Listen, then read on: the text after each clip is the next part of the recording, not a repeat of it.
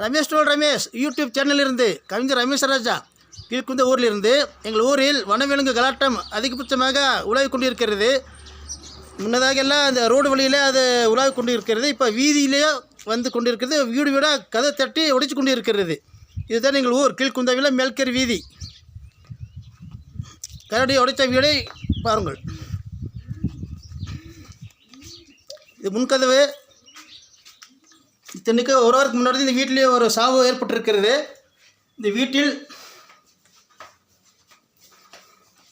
வேறு இல்லை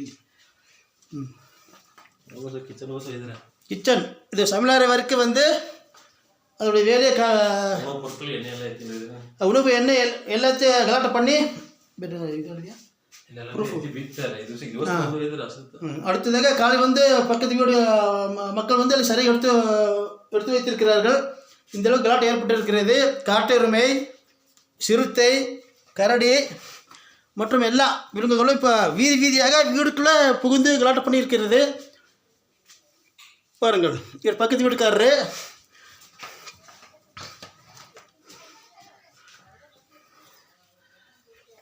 தம்பி வாங்க, நீங்கள் அந்த பக்கத்து வீட்டில் இருக்கீங்களா? சரி சொல்லுங்கள். நேற்று இரவு சுமார் 11:30 மணி அளவில் ஒரு வாடகை சென்று விட்டு நான் வீட்டுக்கு வந்து கொண்டிருக்கும் போது திடீரென ஒரு பயங்கரமான சத்தம்.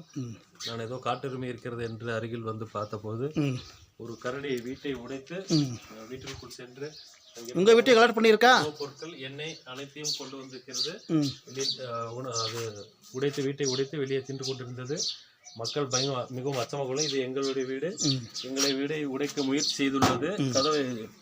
சிறிய கதவை மட்டும் உடைத்துள்ளது. இதை உடைக்க முடியாத காரணத்தால் கரடி திரும்பி சென்று விட்டது. நீங்கள் கண்குள்ள காட்சியை பார்த்துருக்கிறீர்களா? அதுக்கான சான்று இருக்கிறது.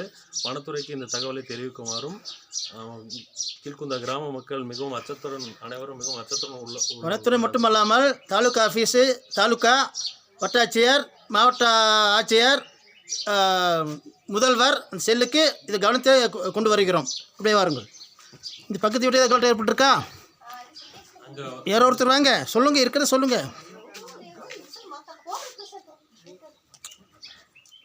உங்கள் வீட்டுக்கு ஏதாவது கலாட்டம் ஏற்பட்டிருக்கா? இது கலாட்டம் ஏற்பட்டிருக்கா நைட்டு? ஆமாண்ணா.